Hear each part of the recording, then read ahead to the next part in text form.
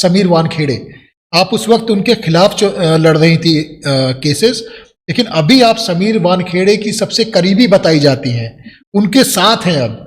ये बदलाव कैसे आया? मैं उनकी लॉयर हूँ। मैं कहना नहीं चाह रहा था, आप कह रहे हैं तो अच्छी बात है। तो अब उनके आप केसेस लड़ रही हैं, ये कैसे बदलाव आया? मेरे क्लाइंट को बाद में क्लीन चिट मिल गया उस केस में, वो ड्रग्स क्रूज केस में। बाद में ही was completely exonerated from all those charges.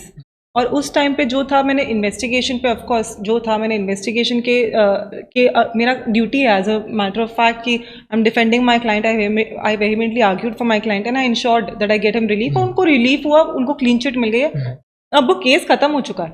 अब आगे अगर आप देखो तो इसका मतलब ये नहीं है that I never cross question Sameer Wankhede. I never said that why, I mean, see, he may be the face of the investigation. I've said that earlier also. He may be the face of the investigation, but he is also a part of the team, right? And he is doing his duty. So I never questioned his professional capacity or capability at that time. लेकिन ये तो मैं कह सकता हूँ ना कि समीर वानखेड़े से पहले दुश्मनी फिर दोस्ती, ये बदलाव तो आया ना। अच्छा, कभी समीर वानखेड़े तो नहीं थी कभी, पर हाँ ये था कि प्रोफेशनली तो आप अगेंस्ट है ना। At loggerheads you can say, but not दुश्मनी। वो तो सी I am in a profession जहाँ पे argument is a part and parcel of my industry. तो आर्ग्यूमेंट तो होता है, लॉगर हेड्स पे इंसान होता है, but ultimately see beyond 5 o'clock 6 o'clock after court life we are all colleagues, right?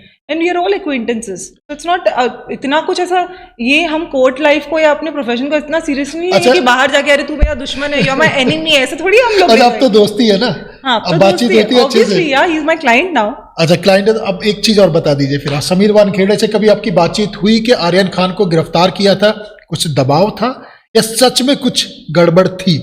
नहीं, बिल्कुल ऐसा कुछ उन्होंने, इनफैक्ट उन्होंने बहुत क्लियरली बोला है कि उनको जो भी उनका अभी जो था, in fact he is been you know, उन्होंने अपने इन्वेस्टिगेशन के दौरान अपनी ड्यूटी करी।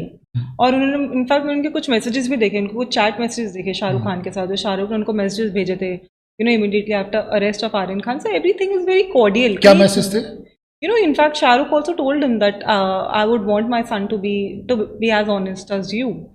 तो वो सारे मैसेजेस भी देखे हैं मैंने। शाहरुख खान ने समीर वानखेड़े को मैसेज किए थे। हाँ, कि मैं भी चाहता हूँ कि वो भी आप की तरह ऑनेस्ट बने।